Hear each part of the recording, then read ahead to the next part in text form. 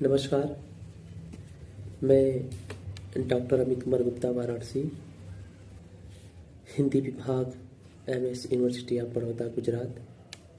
मैं आज आप लोग के सामने एक तथ्य रखने वाला हूँ जो हर किसी के जीवन में सदुपयोगी साबित होगी।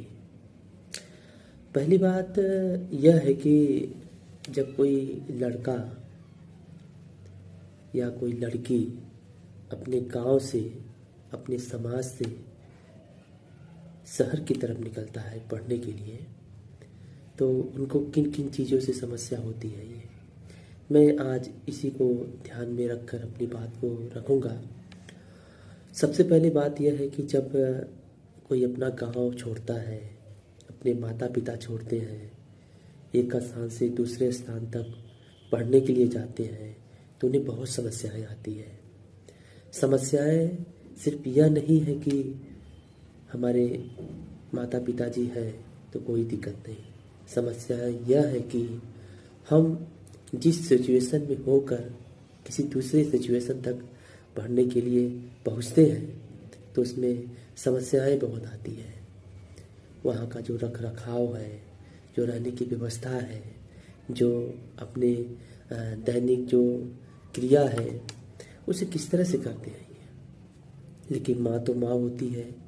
एक बार तो माँ पूछ लेती है कि बेटा खाना खाए कि नहीं, लेकिन वही माँ होती है जब घर में थे तो एक बार क्या 2, 3, 4 बार माँ पूछती है खाना खाया, तो बड़े गर्व से कहते थे नहीं अभी नहीं खाया हूँ मैं।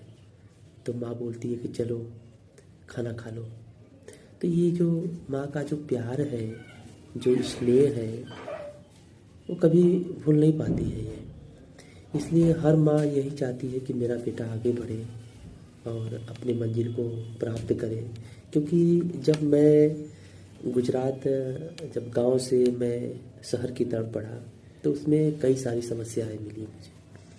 वह यात्रा जो मेरे पास कभी कंफर्म टिकट नहीं थे, मैं वैसे ही जनरल में चला जाता था। तो वो दौर था, वो समय था, वो सिचुएशन था।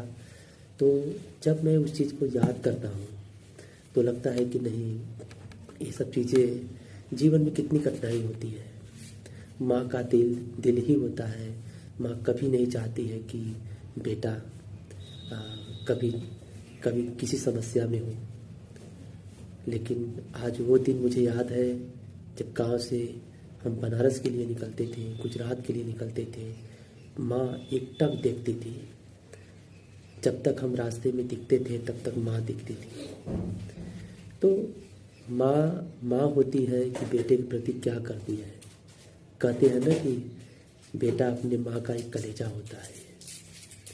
तो माँ की वह ममता हो जो अपनी ममता को बहुत ही स्नेह रखती है। लेकिन मेरे कहने का सिर्फ यह आशा है कि कभी भी किसी भी कोई भी व्यक्ति किसी पड़ाव पे जब पहुंचता है तो अपनी जड़ें कभी नहीं भूलना चाहिए।